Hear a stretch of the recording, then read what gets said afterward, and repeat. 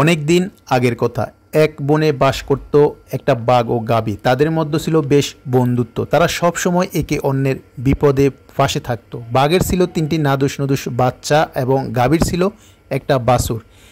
এদিকে বাঘের বাচ্চা আর গাভীর বাছুরের মধ্যে ছিল বেশ বন্ধুত্ব। বাঘের ছিল প্রিয় খাদ্য মাংস, সেটা যে কোনো প্রাণীর হলে চলতো। আর গাভীর প্রিয় খাদ্য কাঁচা ঘাস, ভুসি খৈল।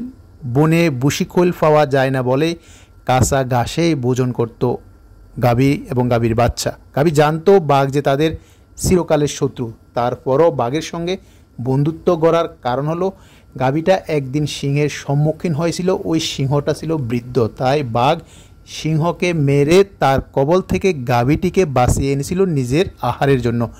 তবে কি জানি কি ভেবে বাঘ বাঘিনীটিকে না খেয়ে বন্ধুত্বের হাত বাড়িয়ে দিয়েছিল। এরপর থেকে গাভী বাঘকে অন্ধভাবে বিশ্বাস করতে লাগলো।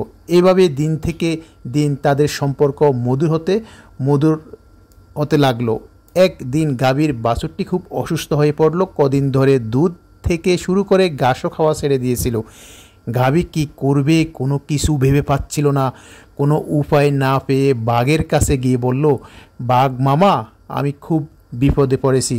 বাঘ বসা থেকে উঠে দাঁড়িয়ে বলল, তুমি বিপদে পড়েছো? সেটা কেমন বিপদ? আমি তোমার বন্ধু, আমি তোমার বিপদে আপদে পাশে থাকব। এটা আমাদের বন্ধুত্বের প্রথম প্রতিশ্রুতি আমি দিয়েছিলাম। এবার বলো তোমার দেখি কি বিপদ? গাভী বলল, আমার বাছুর তো কদিন ধরে কিছুই খাচ্ছে না, আগেরকার মতো লাফালাফিও করছে না। বাঘ বলল, তাহলে এই ব্যাপার? তাই তো আমার বাচ্চারা বলেছিল তোমার বাছুর ওদের সঙ্গে খেলতে আসে না, ওরাও ভুল বুঝেছে। তাহলে এখন চলো শিয়ালের কাছে নিয়ে যায়, দেখি শিয়াল কোনো কিছু করতে পারে কিনা। বাঘের কথা মতো গাভী বাছুরকে নিয়ে গেল শিয়ালের কাছে। এত বড় বনের মধ্যে মাত্র একজনই ডাক্তার, তাই শিয়ালের কাছে রোগীর ভিড় লেগে থাকে সকাল থেকে বিকাল পর্যন্ত। বাঘ আর গাভী শিয়ালের কাছে নিয়ে গেল বাছুরটিকে। শিয়াল ভালো করে দেখে চিকিৎসা করলো, সঙ্গে দুবেলার ওষুধও দিয়ে দিল। তারপর বাঘ ও গাভী নিজেদের আস্তানায় চলে আসলো। শিয়ালের কথা মতো গাভী বাছুরটিকে ওষুধ খাওয়াতে লাগলো। অবশেষে 2 দিনের মধ্যেই বাছুর সুস্থ হয়ে উঠল। আগের মতো বাঘের বাচ্চাদের সঙ্গে খেলাধুলা করতে লাগলো। বাঘের কাছে গিয়ে গাভী কৃতজ্ঞতা প্রকাশ করলো। গাভীর মনে বাঘ আবার অনেকটা জায়গা করেছিল। হঠাৎ একদিন খবর এলো গাভীর বাবা অসুস্থ, তাই গাভীটিকে যেতে হবে তার বাবার কাছে। এইদিকে গাভীর বাছুর ওর বাঘ বন্ধুদের ছেড়ে নানা বাড়ি যেতে চায় না।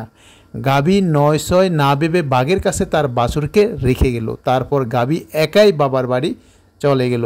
বাঘ তার বাচ্চাদের সঙ্গে খেলায় রেখে খাবারের খুঁজে চলে গেল, কিন্তু আজ কোনো খাবার পেল না। সেও ক্লান্ত হয়ে পড়েছিল, তাই শিকার করার মতো শক্তি গায়ে পাচ্ছিল না। তাই আজ খালি হাতে গুহায় গেল। বাচ্চারাও পেটের ক্ষুধায় কাতর হয়ে পড়েছিল। মায়ের শূন্য হাত দেখে জিজ্ঞাসা করলো বাচ্চারা, মা খাবার কোথায়? বাঘ কোনো কথা না বলে গুহার বাইরে গেল। হঠাৎ মনে পড়ল গাভীর বাছুরের কথা। তাকে খাওয়ার ফন্দি করছে দুষ্ট বাঘ। আবার ভাবে, এটা কি ঠিক হবে? মুচকি হেসে বলে, এরাই তো আমাদের বেঁচে থাকার একমাত্র সম্বল।